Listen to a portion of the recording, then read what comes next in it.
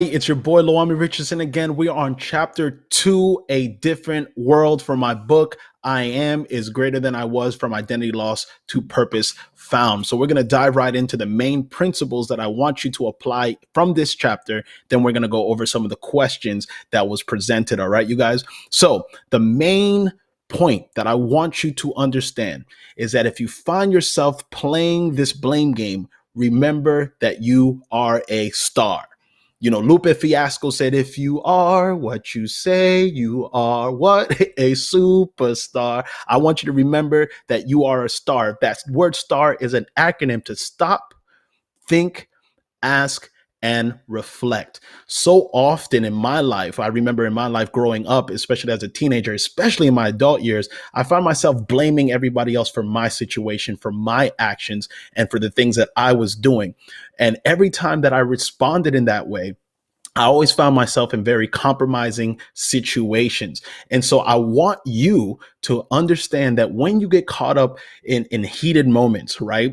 In those moments where you're getting agitated and you just want to let people know how you feel and you want to lash out and not realizing that there's going to be a consequence for that action that you are about to make, remember that you are a star. Stop, think, ask, reflect. All right, you guys. So the word stop is just means to stop blaming other people for your situation. You got to take responsibility for your own actions and the way that you think and you process things, right? Stop blaming everybody else because of your circumstances. So number one, S, stop blaming. Number two, think about the consequences. You know, so often we respond to things and we don't realize that there's consequences that follows our actions. And so often when I try to be real, when I try to tell people how I felt and I put myself in these situations, as soon as I responded negatively, there was always consequences that followed, whether it was me getting kicked out of school, whether it was me, getting arrested or getting knocked up across the head. Regardless of the situation, when I didn't stop, and think about the consequences, I put myself in very compromising situation. All right. So remember, number one, S, stop blaming other people for your mistakes. Number two, think about the consequences. The third acronym is ask. All right. Ask yourself these questions. Will my negative thoughts and action cause me to make positive choices? Will this decision help make me a better person? Are my actions in line with who I am? And will my actions help me be the person that I want to be? Remember, it goes back to chapter 1. What have you been created to be? Who are you? Because if we identify ourselves by the mistakes that we've made, then we're going to continue down the same road and we're going to make the same mistakes and we're going to never break this pattern. So I want to help you break this pattern. Stop blaming. Stop blaming your mom, stop blaming your dad, stop blaming your teacher, stop blaming your friends. Take responsibility for the things that you have done in the past or what you are currently doing. But anytime that you respond in these situations, I want you to think about the consequences and always ask yourself, is this negative thought that I'm having, right? And the action that I'm about to take, is this going to be a positive choice? If the answer to that question is no, they don't do it, right? Will the decision that I'm about to make help me for the person I know I've been created to be, short term, but as well as long term? And then at the end of the day, is my actions in line with who I am and who I've been created to be?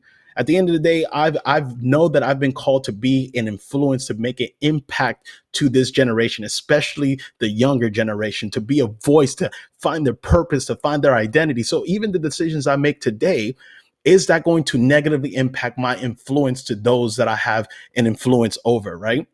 And then, is the actions that I'm currently making going to help me become the person that I want to be, right? And then in every situation, I want you to reflect on the situation that presented itself, right? Did I make a good decision?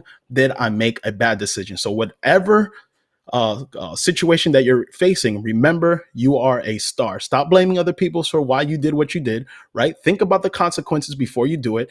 Ask yourself, is this going to help me become the person that I know I've been created to be? And then if you, for so whatever reason, made a good choice or even a bad choice, reflect on that situations. All right.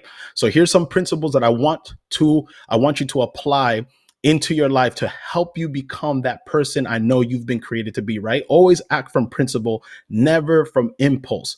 Do what is right because it is right. All right. So often we allow our emotions and our feelings to get the best of us, but I want you to really act on principle and say, you know what, even though I feel like cursing this person out, even though I feel like slapping this person across the face, right? I want you to not respond from impulse. I want you to stop, think, right? Ask and reflect and do what is right because it is right.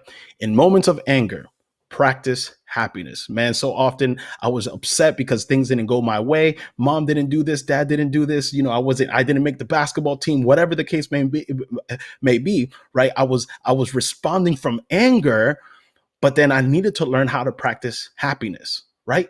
What do I need to learn from this current situation, right? What am I blessed with, right? Look at the things that sometimes we look at the things that we don't have instead of focusing on the things that we do have. So in those moments of anger and frustration, practice happiness. Search for the good things from your situation. Whether you living in poverty, whether you're struggling in school, look at the good things in every situation. Man, you know what? I may be struggling now, but this is making me a better person. My character is being developed into becoming more of a principled person, to be more of a driven person. And so I'm not going to allow my setbacks, come on now, to determine my future. All right, you guys. So I want you to really search for the good things in the situations that you are in. And though you may be upset about your circumstances, and you have the right to be upset, right? Attempt to find joy instead of focusing on the pain, right? The Apostle Paul says, count it all joy when he goes through various trials. So whether you're high or whether you're low, whether you're in pain, whether you're, frustrated, I want you to count it all joy. I want you to focus on the joy instead of the pain, right? Focus on positive feelings and thoughts. Erase negative ones from your memory. Not that we don't remove from our experience, but I don't want you to dwell on the negative, right? So often we allow the negative thoughts and our past mistakes and our situations, just make us really, it really causes us to boggle down and then not really enjoy life the way that we were created to enjoy it. So focus on positive feelings and thoughts, erase those negative ones, because it's going to only cause you more heartache, more frustration, more anxiety, and even leave you depressed, right? Because at the end of the day, remember that right thinking will give you right results. I'm going to say that again. Right thinking will give you right results. And with much practice, this will become a habit. All right. So I want you to focus on your dream, work towards it, let your goals determine your choices. Doing this provides a focus that will allow you to rise above your circumstances. Don't let your setback determine from your goals that you want to achieve. If you want to get that college degree, don't allow your current GPA to determine whether or not you're not going to finish school. You knock it out, become more disciplined, think, I hate that I failed this test, but guess what? That means I'm going to have to party less. That means I'm going to have to, watch a little bit less Netflix, and I'm going to really focus in on this exam, and I'm going to ace the next test, right? Those are the positive, right thinking principles that I want you to apply to yourself, right? By doing this, I want you to rise above your circumstances. The second point that I want you to remember, right? Remember that shortcuts can hurt. So often we try to take the shortcut to success. We cannot do that. Sometimes success is a long, drudgerous road. But in that process, you're going to learn so much about yourself. You're going to learn from the ups and the downs that life presents at you. So remember, don't take the easy way. Sometimes it's best for us to take the long way, right? Shortcuts can hurt us long term. Don't settle for cheap thrills or quick fixes like I did. Man, you know what? Instead of studying today, instead of going to class, I'm just going to party. I'm just going to go drink. I'm just going to go do these things. All the while I was trying to fulfill my happiness, right? With cheap thrills and quick fixes, it ended up allowing me not to make the varsity team, which I wanted to make. I wanted to make the basketball team. And we're going to talk about that in future chapters. But there was so many different shortcuts that I tried to make in my life that caused me to not achieve the ultimate goal that I wanted to achieve. All right. So whatever life brings to you, right? Accept new situations as a gift. Think about it like, I never been in this situation before. Look at it as a gift. Yo, this is great because at the end of the day, I'm going to learn something that I would never have learned before if I was not put in this situation, right? You never know what great opportunities actually lie ahead of you. So this situation may prep you for that opportunity that you always desired and you wanted, all right? Life has many chapters. Don't determine your whole life by chapter 2 of your book when there's 25 chapters in your life, all right, you guys? You never know what great opportunities lie ahead of you. Life has many chapters, and a chapter may have a bumpy beginning, but that surprisingly leads to a promised ending. All right, you guys, you're going to see all throughout this book, you're going to see the mistakes I made. You're going to see the struggle that I was going through. But by the end of this book, you're going to see like, yo, if Lo can overcome those things, and I know for a fact that I can overcome the situation and the circumstances that I'm currently in. All right. So ask yourself, has your anger, hurt, and frustration ever caused you to become somebody you never thought you would become?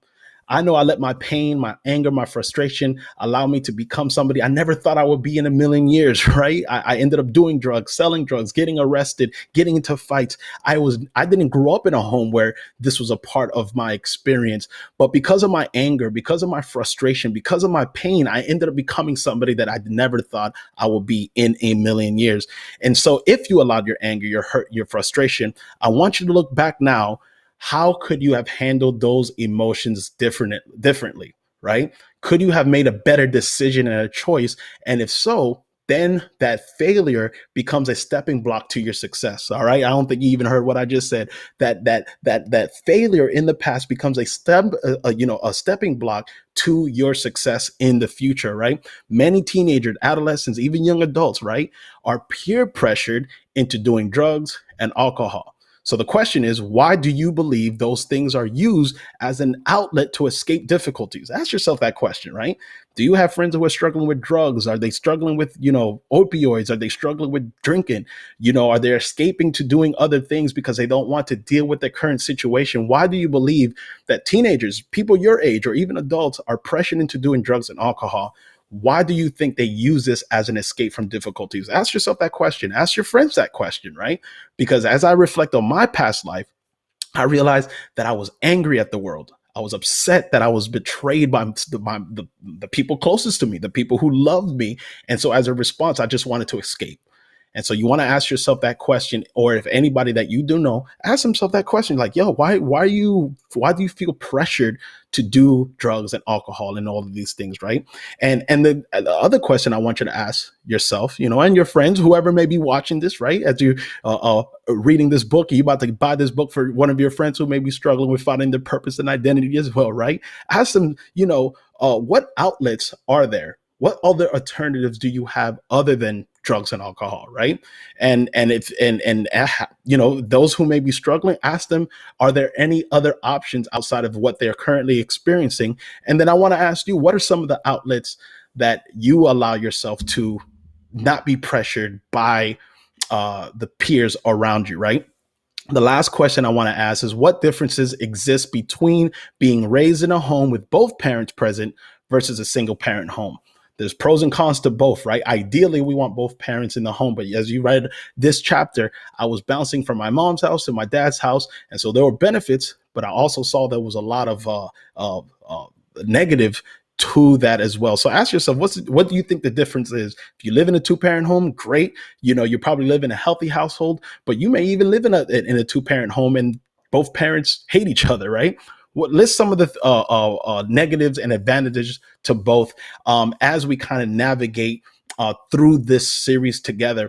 The reason why I ask that is because so often we say, well, this is the ideal, and we may not experience the ideal. So if we can really focus in on what the advantages of living with my mom only, or living with my dad only, or listing the disadvantage and the advantages, then what we can do is kind of separate the negative from the positive and then focus on the positive, and not allow our circumstances to determine what our outcome can be. All right, you guys. So that's what we're going to be discussing here. And we're going to go to chapter 3 in our next video as we discuss the return. All right, you guys. Thank you for watching video number 2. I'll see you